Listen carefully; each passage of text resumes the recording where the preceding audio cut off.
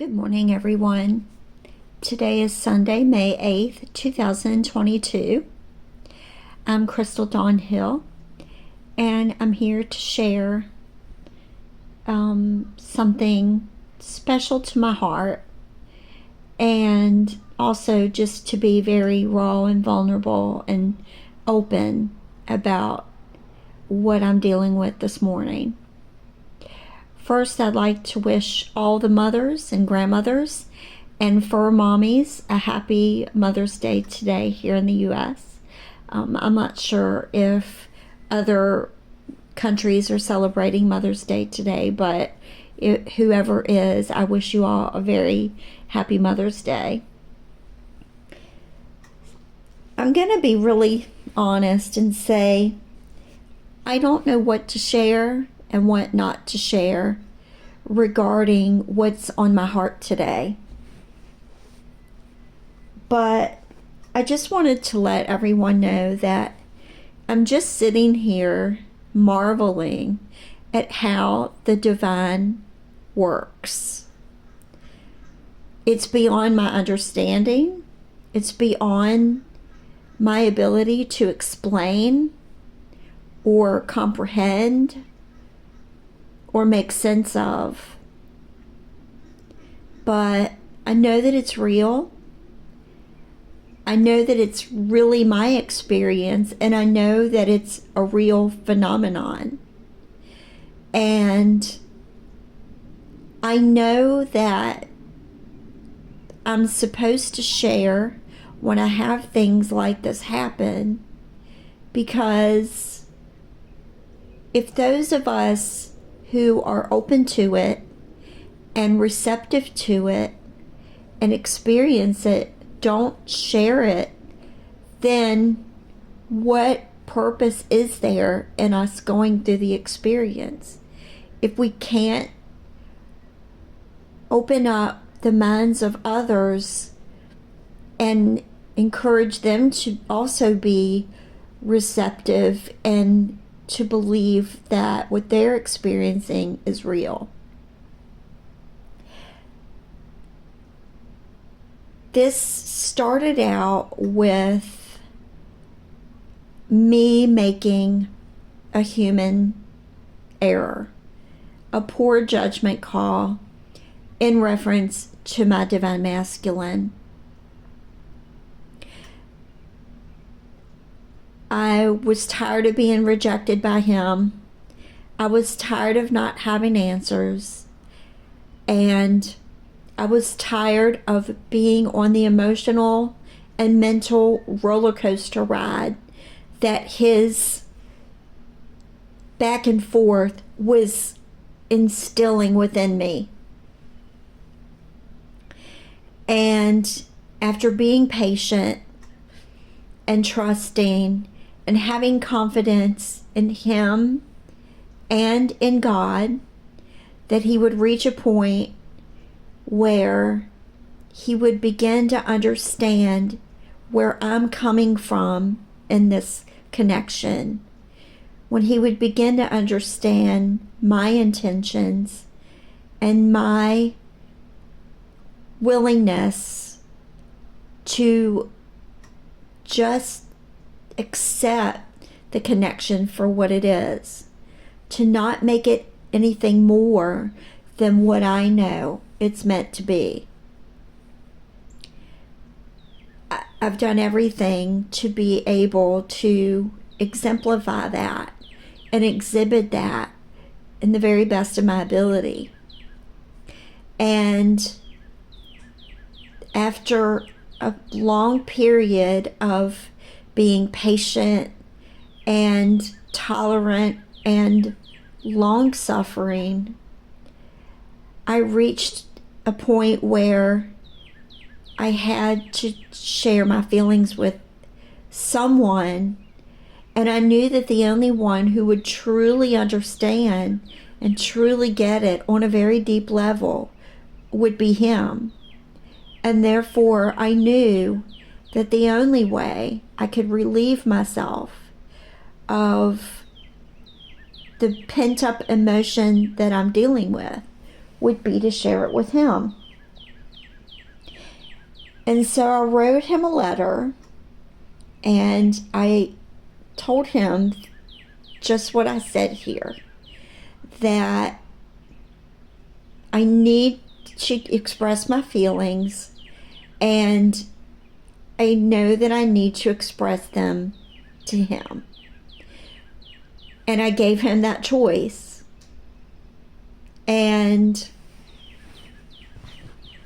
I told him in the letter that if he didn't allow me to talk with him about it, then I was going to have to talk to someone, because I just couldn't hold it in anymore. And of course, I got no response from him whatsoever.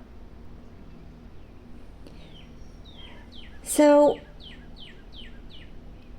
I was sending this in an email and didn't have a way to know whether or not he ever even read the email. And I wanted to know.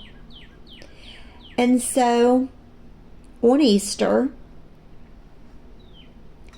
I sent him a simple Easter message. Just a simple Happy Easter, from an email address that he did not associate with me. And quite honestly, I figured, like, he did respond and say same to you. And after that, I felt bad about it. I had remorse for sending something anonymously to him, because I knew that it wasn't right. I knew that it wasn't healthy, and I felt bad about it. So I actually prayed about it and asked God to forgive me. And I prayed that that would just be the end of it. But yesterday, I was looking for a picture of my mom's in her graduation gown that I had framed. I was looking for it through my boxes of stuff that I have packed up, because I wanted to post it for Mother's Day. And when I went in the room where I have my boxes, I started going through stuff, and somehow I was guided to, I was also thinking about a dream that I had.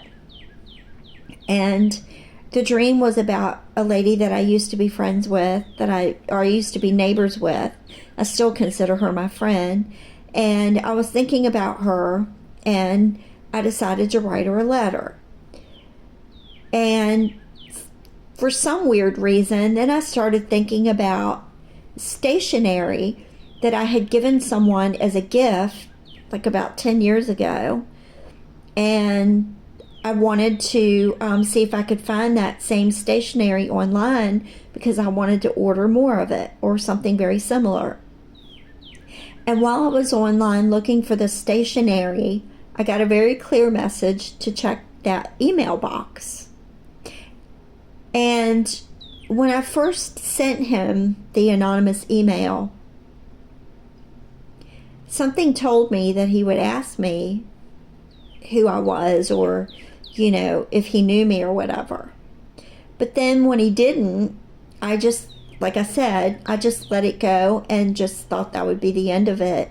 And then if I ever did talk to him again or meet him, I was going to confess about it right up front to make it right. So when I was looking online for the stationery, I felt a very strong message to go check that email box. And when I did, he had emailed me and said, by the way, do we know each other? And at first, I felt very guided to not reply at all. And I know now, looking back, that that wasn't my higher guidance. That was my fear and my ego trying to prevent me from just being completely forthcoming and honest about what I did. So I prayed about it and I asked God, and what came over me at the very deepest level of my soul was, you just have to be honest with Him. You have to overcome your fear and overcome your anxiety and overcome your need to appease Him and just be honest. So that's what I did. Before I went to bed, I sent Him a very simple message and said, we don't know each other that well. I tried to be friends with you and you weren't open to it. And I just wanted to send you an Easter message without feeling the rejection. And as painful as it is to be rejected by you, the pain of knowing that I was dishonest was even worse. And so I apologized and asked Him for His forgiveness, and I left it at that. I didn't sign my name because I wanted Him to read the whole message, and I knew if he looked at the bottom and saw my name that he wouldn't read the whole message, and I needed him to. But I have resolved within myself to not reach out to him anymore. Again, as I always make this rule, and he knows that I've made this rule for myself, that if I feel so inclined to reach out to him that I can't resist it or can't fight it, I will. But I have resolved to never ever do it anonymously ever again. I will own my identity and who I am and what I'm about and what my intentions are. So that's the first part of why I'm doing this video. This all brings me to this morning. I did check my email and he had not replied to that. So I don't know if he either didn't see it or he did read it and figured out it was me and didn't respond, or just doesn't know what to say yet. But I was writing in my journal, and this is my routine that I do in my journal. I get up in the morning, I do my morning routine, go to the bathroom, do whatever I have to do. Sometimes I have coffee or tea first, and sometimes I don't want it right away, and the first thing I do is write in my gratitude journal. So I wrote in my gratitude journal about this, and I gave thanks for the courage that I had to actually be honest with him. And it's not that I'm not an honest person. I am a very honest person. But with him, it's just very difficult, because when we do interact, I feel so inhibited and blocked from being open with him, because in the beginning I tried to be open and he wouldn't allow me to. It's like if I didn't say exactly what he wanted me to say, then he would just shut me out. And at times I even felt like no matter what I did, he was going to shut me out anyway. So what was the point? I just didn't know. I would just clam up. So in my journal, I actually gave thanks that I had the courage to just be straightforward with him in spite of the fear and angst that I had from feeling that rejection, that door slamming in my face again. So my morning routine is to write in my gratitude journal first, and maybe sometimes I'll pray. I'll write down my prayers or whatever, and then the next journal that I write in is my everyday journal. And in that journal, I write down just everyday things, like about my 3D life. And if I want to write anything at all in there about my 5D life or my spiritual journey or my twin flame connection or whatever, then I'll just make reference in that everyday journal to whatever other journal that I'm going to write about it more expansively. So when I open my everyday journal, I notice that, like, the journal that I have is from a Christian online site, and on each page there's a different Bible verse, and I can't read just normal size text, but if it's enlarged to, like, maybe 18 or greater, I can see it with my reading glasses on.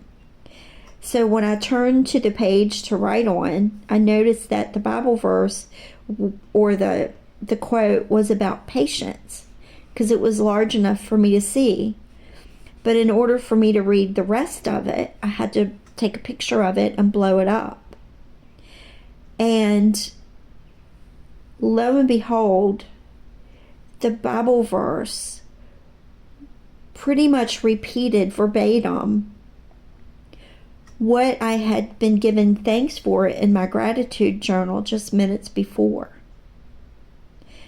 And this is what I mean about just marveling at the work of the divine. Because even when our own divine partner won't validate our feelings or our experience, God does.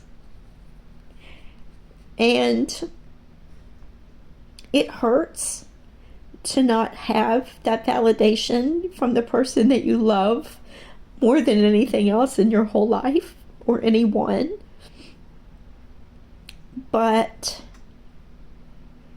it's still so beautiful, because even when they're running or they're closing you out or they're in complete denial of who you are to them,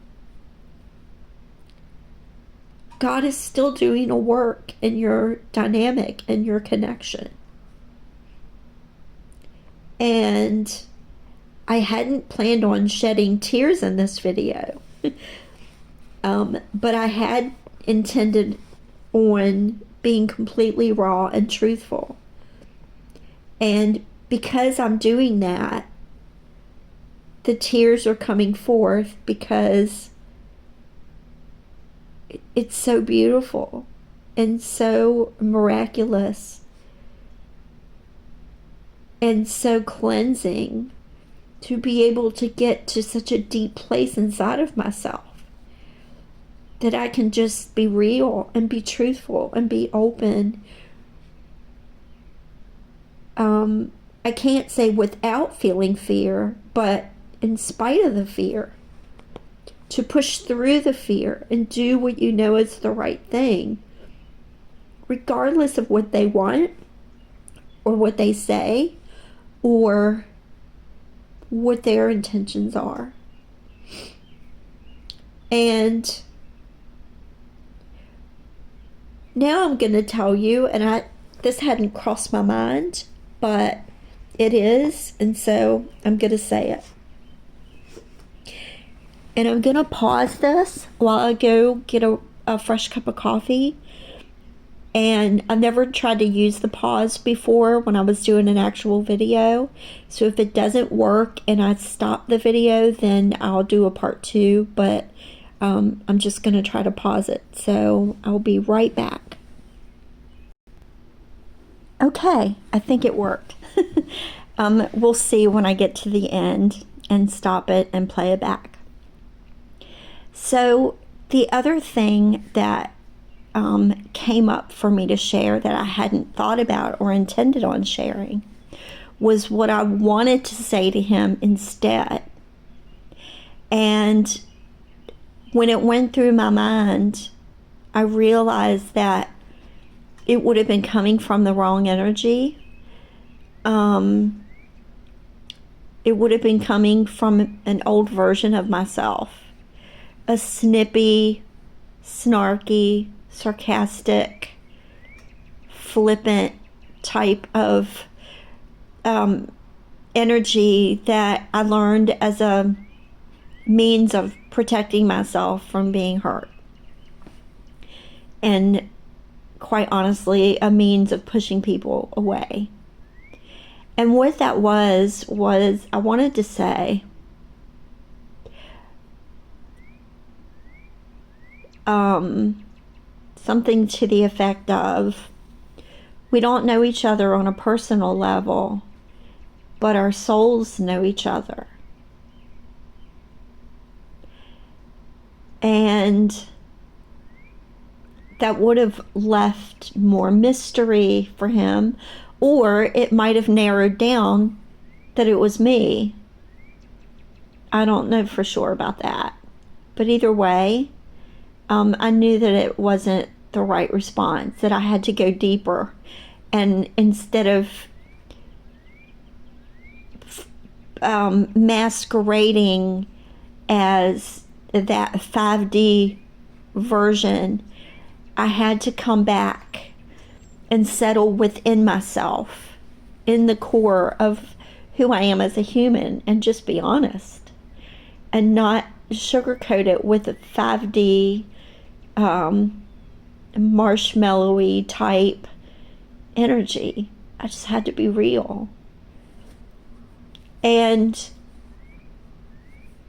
you might wonder, like, well, what's so scary about that? It's not a scary kind of fear, like, running for my life or anything like that.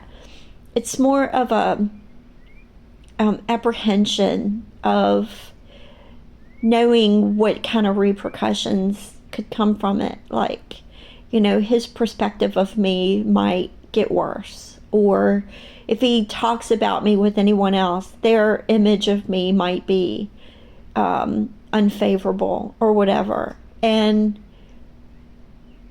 as much as what others think of me does matter, I can't let that stand in the way of doing what I know is right. And that is to just be forthcoming about how I really feel.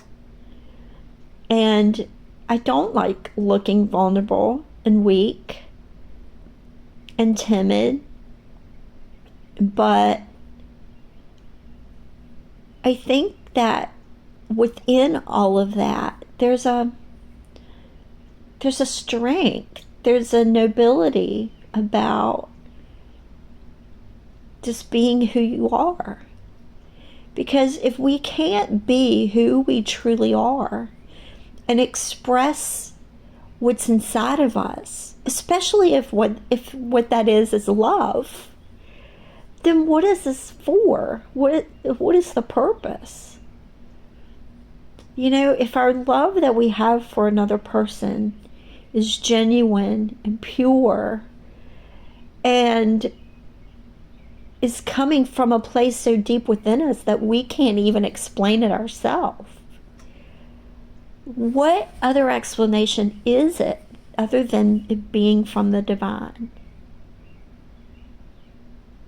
And believe me, you guys, I have gone over this for the 3.5 years that I've known this man. I've gone through every possible explanation there is to believe that it's wrong or bad or dark or evil. And every single possible scenario that I've come up with, none of it fits. None of it feels true or right or accurate. I've gone through every single scenario that it could be.